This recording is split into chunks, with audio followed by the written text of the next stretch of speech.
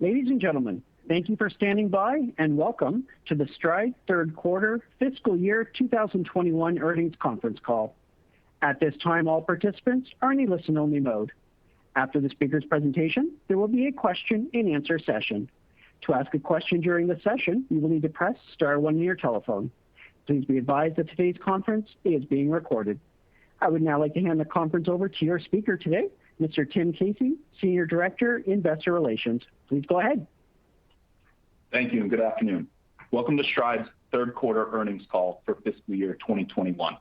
Before we begin, I would like to remind you that in addition to historical information, certain comments made during this conference call may be considered forward-looking statements. These statements are made pursuant to the safe harbor provisions of the Private Securities Litigation Reform Act of 1995. They should be considered in conjunction with cautionary statements contained in our earnings release and the company's periodic filings with the SEC. Forward-looking statements involve risks and uncertainties that may cause actual performance or results to differ materially from those expressed or implied by such statements. In addition, this conference call contains time-sensitive information that reflects management's best analysis only as of the day of this live call. Stride does not undertake any obligation to publicly update or revise any forward-looking statements. For further information concerning risks and uncertainties that could materially affect financial and operational performance and results, please refer to our reports filed with the SEC. These reports include, without limitation, cautionary statements made in Stride's 2020 annual report on Form 10-K. These filings can be found on the Investor Relations section of our website at stridelearning.com. In addition to disclosing financial results in accordance with generally accepted accounting principles in the U.S., or GAAP, we will discuss certain information that is considered non-GAAP financial information. A reconciliation of this non-GAAP financial information to the most closely comparable GAAP information was included in our earnings release and is also posted on our website. This call is open to the public and is being webcast. The call will be available for replay for 30 days. With me on today's call are James Rhyu, Chief Executive Officer, and Tim Medina, Chief Financial Officer. Following our prepared remarks, we will answer any questions you may have. I would now like to turn the call over to James. James? Thank you. Good afternoon, everyone. Since I became CEO 3 months ago, I've heard one consistent question. What will happen with education after the pandemic is over? Well, we're soon approaching that point, it looks like, and I don't think any of us know. But many credible thought leaders seem to believe the shift to online learning is not temporary. In fact, a lot of the key trends we are seeing from recent research on education, careers, and the economy support this idea. A recent New York Times article carried the headline, "Online schools are here to stay, even after the pandemic." The premise of the article was that the ongoing pandemic has changed the landscape of education permanently. One quote, "A subset of families who have come to prefer online learning are pushing to keep it going." Additionally, a recent study by the Society for Industrial and Applied Mathematics found that 1/3 of high school students would choose a fully online or hybrid education even after things return to normal. These and other research like them support my long-held belief that the momentum in digital transformation is difficult to reverse and that the trend toward online and hybrid education will continue. And more students are recognizing that college is not the only effective or most affordable path to a career. The ECMC group released findings from a study it conducted that showed today's high school students are seeking lower cost, quicker paths to careers. In the study, 25% of Gen Z teens said they were more likely to attend a career and technical education school due to their pandemic experience. This trend is playing out in college as well. Last fall, there was a 7% drop in enrollments in higher education. This means more students will seek out other educational paths. In a recent article in New York Magazine, they make the following case, I quote, "People under the age of 40 are fed up. They have less than half of the economic security than their parents did at the same age. For the first time in our nation's history, a 30-year-old isn't doing as well as his or her parents at age 30. So the paradigm of offering opportunities needs to shift. In our adult learning business, we are seeing people moving toward non-traditional educational paths. Strata Education Network surveys have shown that adult learners who are looking for education or training options are focused on gaining certification and licensure rather than traditional degrees. And they prefer to get this training through online programs or directly from their employer. Importantly, companies are beginning to recognize that non-traditional educational paths can be as successful as college graduates. Large corporations like Facebook, Google, and Amazon, and others have begun programs to hire non-college graduates, and in many cases, students right out of high school, into professional, high-paying technology jobs. And all indications suggest these professionals are excelling. As such, companies are expanding these programs. These trends support our strategy of providing career skills. The pandemic has accelerated the shift in modality to a more digital approach. As these markets are poised to grow at increasing rates, Stride is well positioned to benefit for many years to come. The immediate impact of these trends are evident in our results for this quarter and in our fiscal 2021 guidance. We've raised our guidance for the full year in each of the past 2 quarters. Year to date, our Stride career revenue enrollments are up over 120%. The ECMC study I mentioned above also found that 61% of Gen Z teens believe a skills-based education makes sense in today's world, and our Stride career programs offer a clear solution for these students. The programs provide access to career-ready skills and certifications. This allows students to develop skills that can lead directly to a career or better prepare them for post-secondary education. Regardless of which path they choose, we want to provide them with an education that will prepare them for careers in high-growth areas like healthcare, technology, and business.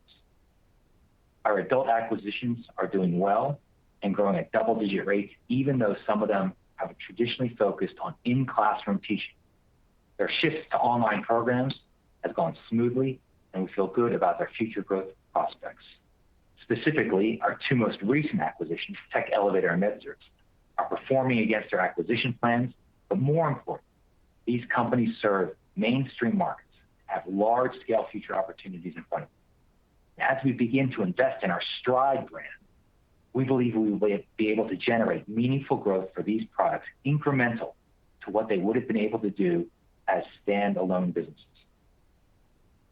As more employers start to take notice of these kinds of pathways, they are looking to partner with training providers to ensure they are hiring the right skilled workers. For instance, MedCerts recently announced a partnership with Equus Workforce Solutions to offer a registered apprenticeship opportunities to employers seeking employees in high-demand fields. These types of programs demonstrate that Stride's offerings can address both learner and employer needs. Beyond that, we can help employers build recruitment pipelines with our Tallo partnership. Tallo now boasts 1.5 million users on their platform. This community of both users and employers will help ensure that we are developing the right training programs while giving them and others a path to employment.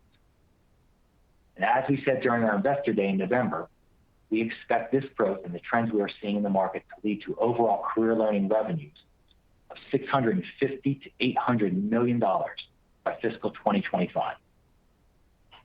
And as excited as we are about the prospects in our career and adult learning businesses, we are also focused on our general education business.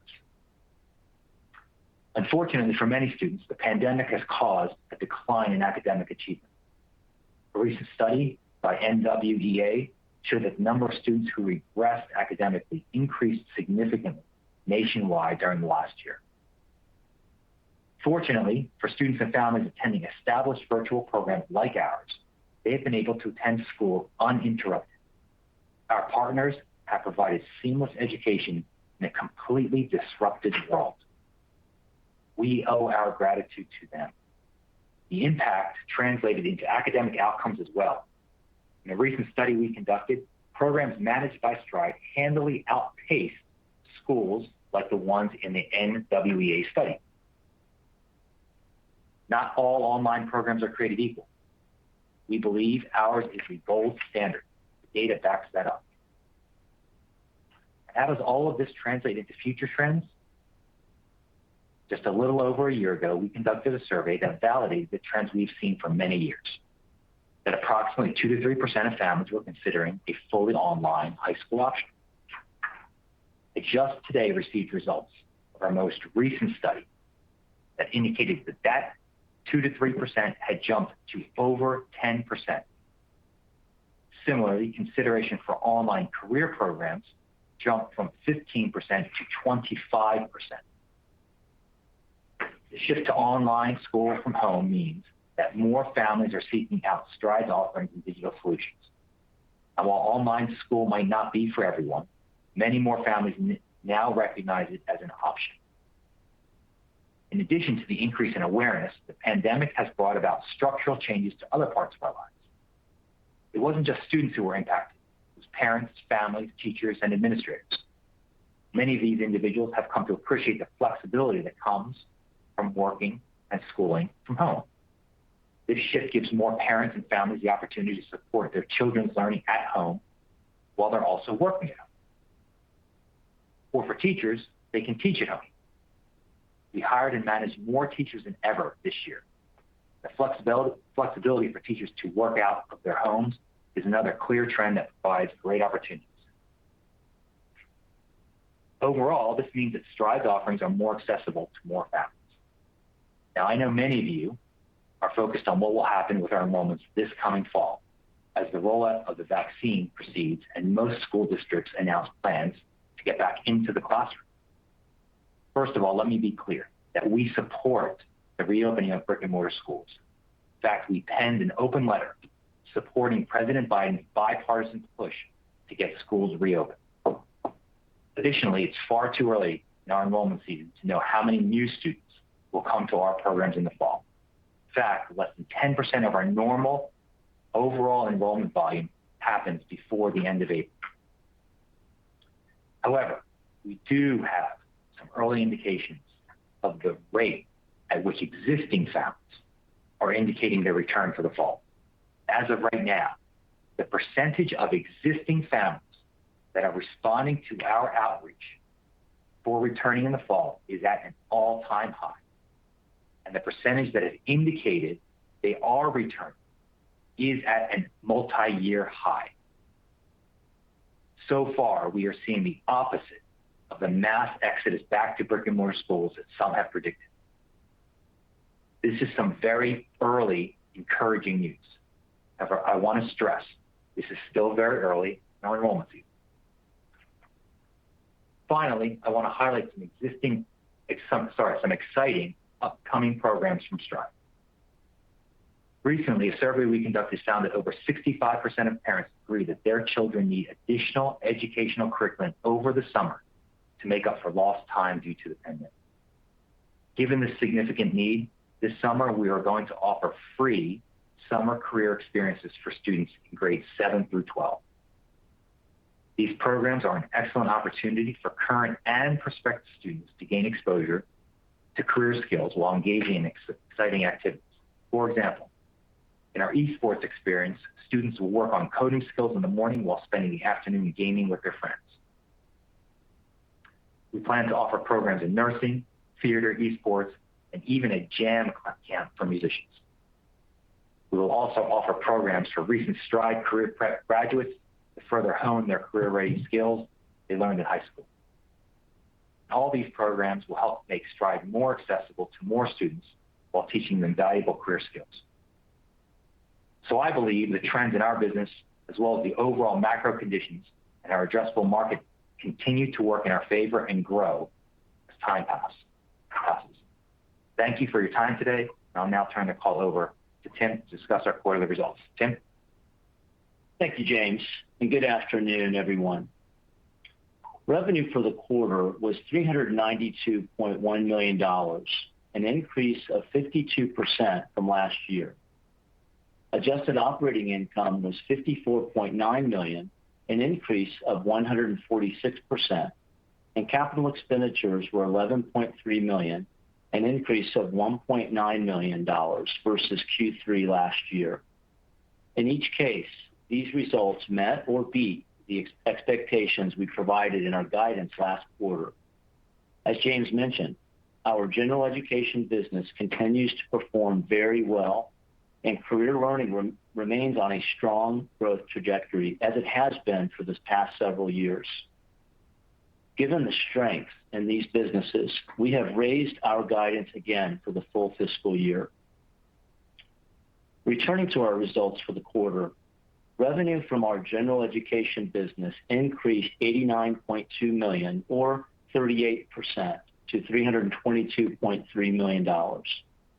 This was due primarily to higher enrollments, partially offset by lower revenue per enrollment.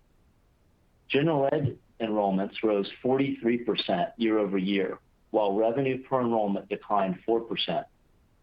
For the full year, we expect revenue per enrollment to be down compared to last year due to state budgetary pressures resulting from COVID-19 and a higher mix of lower funded states. We do not, however, expect this decline to become a trend into next year. In fact, we are confident, given what we know today about state policy, that enrollment funding should improve next year. Career learning revenue rose to $69.8 million, an increase of 191%. This was largely driven by significantly higher volumes in our Stride career prep programs, formerly known as Destinations Career Academies, as well as growth in our adult learning businesses, including the effect of MedCerts and Tech Elevator acquired in November 2020 and Galvanize acquired in late January 2020. Gross margins were 35.5% in the quarter, up approximately 500 basis points from the same period last year. For the full fiscal year, we expect gross margins to be approximately 34%, plus or minus 50 basis points. We believe this improvement will continue into next year. Last November at Investor Day, I laid out a 2025 goal for gross margin percent of 36 to 39%, and I expect us to get there much faster. Selling, general, and administrative expenses in the quarter were $100.5 million, up 58% in the year-ago period. The increase in SG&A was driven primarily by higher costs associated with the growth in enrollments and higher stock-based compensation expense, as well as the expenses for our adult learning businesses. We expect SG&A for the full fiscal year 2021 to be in the range of $420 million to $425 million, up from fiscal 2020 due to higher costs associated with the growth in enrollments, higher stock-based comp expense, as well as the inclusion of the SG&A associated with Galvanize, MedCerts, and Tech Elevator.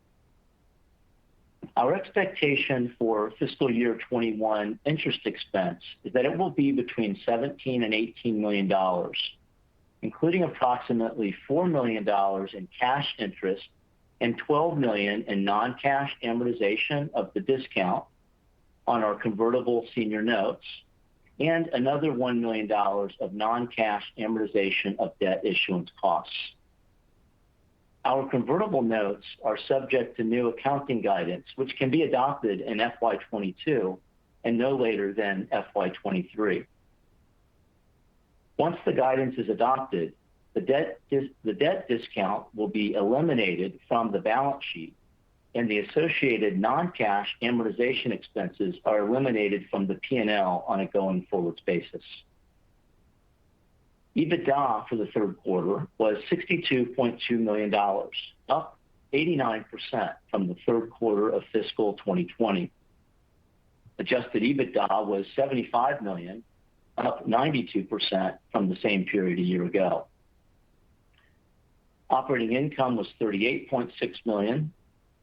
Adjusted operating income was $54.9 million, an increase of 146%. Additionally, we are raising our guidance for adjusted operating income to $156 million to $159 million for the full fiscal year 2021, and that's up from our previous guidance of $145 million to $155 million. We ended the quarter with cash and cash equivalents of $329 million, an increase of $70.9 million compared to the second quarter. We expect working capital to be a significant source of cash in the fourth quarter, primarily due to accounts receivable. So we expect our cash balance at the end of fiscal 2021 to increase significantly. We believe that our strong free cash flow generation and liquidity will continue to provide the financial flexibility to fund our existing operations and to pursue strategic acquisitions. Capital expenditures for the quarter totaled $11.3 million, below the range of $12 to $15 million we guided to last quarter. We expect full-year CapEx to be in the range of $50 to $55 million. Our effective tax rate for the quarter was 30.2%, and we expect our full-year tax rate to be in the 27 to 29% range. We expect that free cash flow, defined as cash from operations less CapEx, will trail our adjusted operating income. This timing difference is primarily due to working capital changes related to the timing of payments from certain states, some of which are associated with our growth in states that regularly pay in the following year, and some of which is related to delayed payments due to COVID. Now, returning to our updated guidance, to summarize, we expect the following for the full year fiscal 2021. Revenue in the range of $1.525 billion to $1.530 billion. Adjusted operating income between $156 million and $159 million. Capital expenditures of $50 million to $55 million, and a tax rate of 27% to 29%. In Q3, we saw another successful quarter owing to the tremendous demand for our products and services, both in general education and career learning. We delivered double-digit or better growth in revenue, adjusted operating income, and adjusted EBITDA, while significantly improving our gross margins and our robust cash and liquidity position. We remain very excited about the prospects for our business as a whole, and will continue to execute on our high-growth career learning strategy. And with that, I'll turn it over to the operator. Operator? And I would just like to say, as a reminder, to ask a question, you need to press star one in your telephone. And your first question comes from Jeff Goldstein from Morgan Stanley. Your line is open. Hey guys, can you hear me okay now? Yeah, hey there, we can hear you. We've actually had to dial in from a mobile phone here, so I apologize if there's a little bit of, if the sound quality isn't as good. We still have a little bit of technical difficulty on our end, but we can hear you now. Go ahead. Okay, perfect. So I just had a question on revenue per enrollment. That figure seemed to recover in the quarter within both general education and career learning when comparing it to last quarter. So I was just hoping you could expand on drivers of that recovery, and is some of that recovery in the quarter what's giving you confidence for further improvement into next year? Let me just try to take maybe half of that question, and then I'll hand it over to Tim. I think first of all, a lot of factors happen in year, so I think it's probably better to focus on the full year number. But the confidence in next year actually doesn't really have much to do with this year. This year we were negatively impacted by, you may recall, California didn't fund new enrollments and some other sort of mix issues. When we look at next year, really what we look at is sort of, I'll say, the policy landscape across states in which we manage programs. And from that perspective, we think that the overall environment looks pretty strong and pretty stable. So it's really nothing to do with how this year's shaping up. It's really based on what we see across the landscape for next year, policy-wise. Tim, I don't know if you want that in. Yeah, the only thing I would add in terms of sequential improvement is that as we get into the year, our revenue, we've earned revenue in some cases where we attrit, small amounts of enrollments, normal course, and that's really the driver overall of this modest sequential, stabilization in that metric. Okay, got it. And then I appreciate your comments in the prepared remarks around just optimism you have around returning students for next year. I was curious, though, if the churn you saw in the quarter in general education, like this past quarter, was in line, or was that more than you were anticipating, given students could potentially be returning to their traditional schools?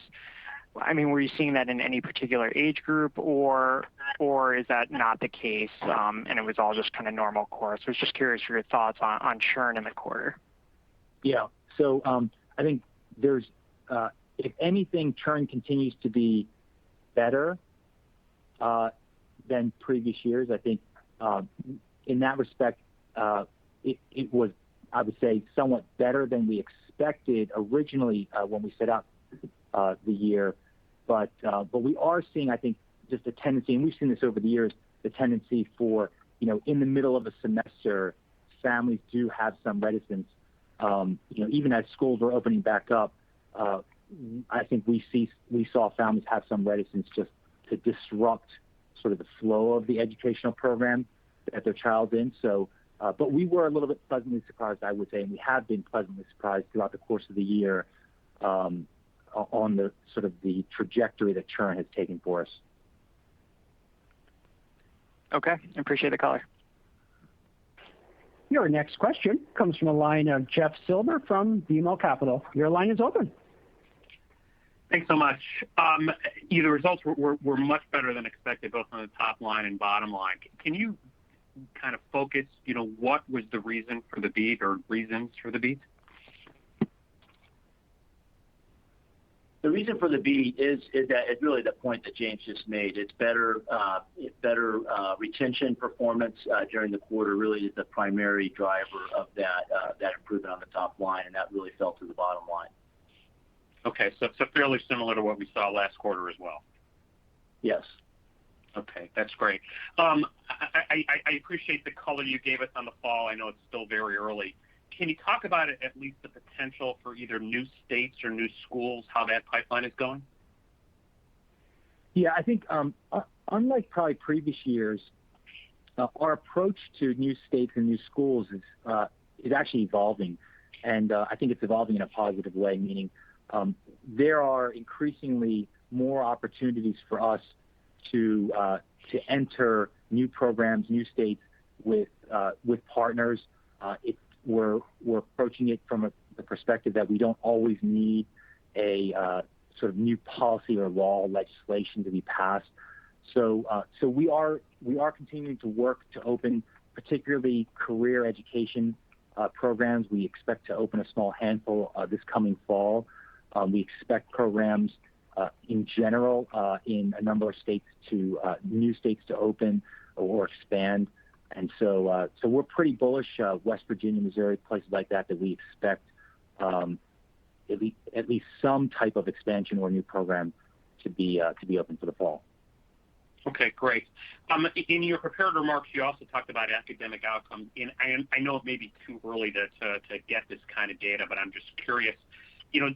In the pandemic, have you seen your outcomes, increase relative to some of the traditional schools that went online? Is there any data that shows that?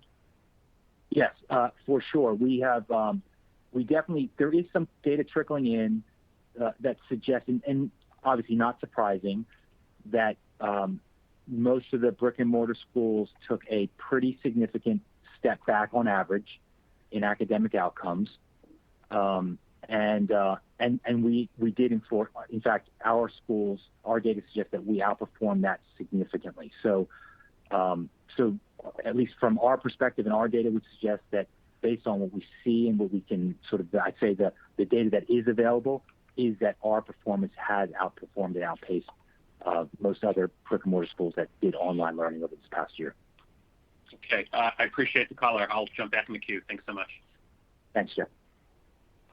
Your next question comes from the line of Stephen Sheldon from William Blair. Your line is open.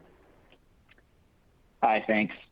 First, great to hear about the high re-registration, I guess, indications. Is there any way to roughly frame or quantify how much higher the percentage of families indicating they'd return compares to the normal trends that you'd see? Well, I'm reluctant to start providing that type of guidance at this point. I will tell you that our response rates have been materially higher, and I think that for me at least, the signs that point positively is the engagement. The engagement levels we're getting, and particularly, I'll give you one sort of, I'll say, tidbit of information. We did track, I'll say, COVID-related types of enrollments, meaning some families did very specifically indicate to us that they were coming to us this year specifically for COVID. Now, of course, a lot of families didn't indicate that, and so that doesn't capture maybe the entire population. But a very significant proportion of those families who said that they came to us because of COVID have been engaged with us and have indicated that they expect to return in the fall. So again, in my prepared remarks, I indicated that we're not seeing sort of this, I'll say, mass exodus of families just riding it out with us until their brick and mortar schools came back online, and then sort of all exiting back to their brick and mortar programs. So we see that as a pretty positive trend, that families, at least a significant number of families, have appreciated the experience enough to indicate that they are sticking with it. Got it. Really helpful. And I know you guys can help students that have fallen behind academically try to catch up, especially with some of the personalized learning you're able to provide online. With some students at local options falling behind over the last year, I guess, have you seen that increased demand at all for general education, especially, as you think about indications heading into next fall? Yeah, I think the slide that's happened. I was just actually before we came into this call, there was a Sal Khan from Khan Academy was on CNBC mentioning that 15 to 20%, I think he was the number that he gave. 15% or so of kids have quote unquote gotten lost in the public school systems, and so not just a slide of the kids who have been in the system. You see a large number of students who have sort of gone missing in a way, right? And so we do think, and we do see that there's a very large opportunity and good demand for not just our programs, our full-time online programs and kids to come into those programs, but just in school districts more broadly, looking for ways to meet that demand or to meet that gap. And so, I think you should remember that we're not just running full-time programs. We offer a suite of solutions that also help districts with their problems. And I think that in some ways, that's going to be an ongoing opportunity for us because, I really empathize with these school districts. They really need to make sure that they can reach a lot of these kids who have somehow gone missing in their systems, and they need to provide some alternatives for them as well. And I'm hopeful that they are looking at alternatives like online alternatives for those kids as well, and we can certainly help there. Makes sense. Last one for me, just on the guidance. It seems like the guidance implies a sequential step down in revenue in the fourth quarter relative to the third quarter. I think the normal progression over the last 2 years has been for a sequential uptick. Anything notable to call out on what would drive a sequential decline this year in the fiscal fourth quarter?